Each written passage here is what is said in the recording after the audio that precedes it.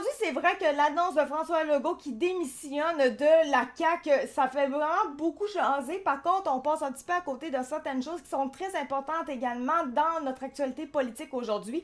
Et là, ce qu'on va parler, en fait, c'est de la SAC, donc la Société d'assurance automobile du Québec. En fait, ce qu'on apprend, c'est qu'un peu plus tard, après la démission de François Legault, le Québec a nommé Serge Lamontagne à la tête de l'État de, justement, la SAC. Donc, on parle quand même d'un quatrième PDG en 3 ans pour prendre la barre de SAC.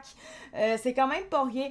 Et la décision, elle survient au lendemain d'un rapport dévastateur sur la SAC de la part de l'Autorité des marchés publics, dont l'AMP.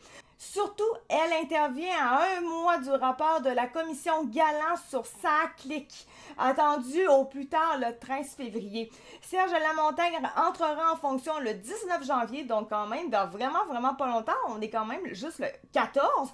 Donc le 19, là, ça veut dire, ça va donner en termes de journée, je vais vous dire ça de ce pas maintenant, c'est lundi prochain qu'il va être en fonction comme PDG à la SAC. C'était la recommandation du conseil d'administration de la SAC.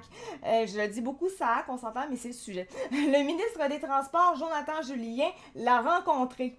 Serge Lamontagne a le mandat de mettre en œuvre les recommandations de l'AMP et celles à venir de la commission Galland pour régler les problèmes de gouvernance. Il devra présenter un plan de retour à l'équilibre budgétaire alors que les finances de la SAC sont plongées dans le rouge et d'assurer la qualité des services à la population, ce qui allait quand même pas très bien depuis un certain temps, on va se le dire. Remise en question encore tout récemment à cause des bugs informatiques. La nomination d'un candidat de l'externe permettra d'avoir un regard neuf sur la gestion de la SAC, dit-on au gouvernement. On dit de Serge Lamontagne que c'est un spécialiste de la réorganisation dans le secteur public et Québec espère justement un changement de culture et de gouvernance à la SAQ. Donc on s'entend, ça fait quand même un peu logique étant donné tout le brouhaha qu'on a eu depuis quand même maintenant plusieurs mois, même presque, ouais, ça fait bon, quoi? Fait 6 mois là qu'on en parle là parce que me semble que c'était au moins non même plus ça fait vraiment longtemps qu'on parle de la SAQ, la SACLIC également, donc ça va faire vraiment du bien là. Je pense que c'est je dis 6 mois mais je pense que ça fait 1 an. Là. L'homme de 67 ans sort de la retraite pour diriger la société d'État. Il a 35 ans d'expérience dans la fonction publique. Ok, ouais, je suis d'accord, ok.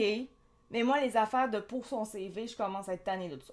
Serge Lamontagne est devenu directeur général de la ville de Laval en 2014 après le départ de Gilles Vaillancourt. Il avait d'ailleurs témoigné à la commission Charbonneau. C'est la commission municipale du Québec qui l'avait nommé au moment de la tutelle imposée à la ville. Il y avait un ménage à faire. Il est devenu directeur général de Montréal en 2018 avec l'arrivée de la mairesse Valérie Plante. Il a quitté ses fonctions en 2024. Ouais. Ouais. Ça aide pas. Ouais. Genre, elle l'écoutait pas ou c'est lui qui était pas bon aussi?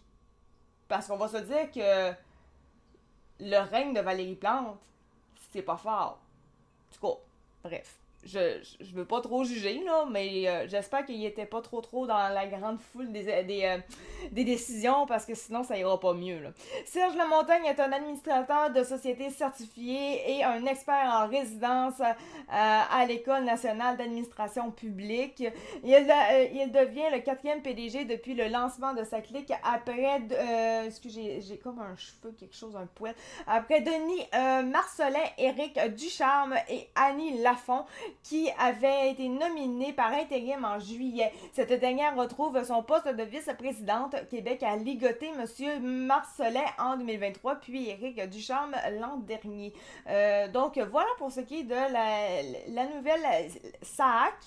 Donc voilà, et puis pour les mises à jour jusqu'à maintenant, il n'y a pas encore, tu sais, il est rendu 15h50 et j'ai pas encore vu de nom surgir pour le nouveau successeur de François Legault. Sur ça, on se retrouve pour une prochaine vidéo. Merci beaucoup de m'avoir écouté, c'était Actu 4 de True Fact. Donc, merci de m'avoir écouté. Ciao, bye! Des fois, je me répète, je le sais, je suis désolée. Salut!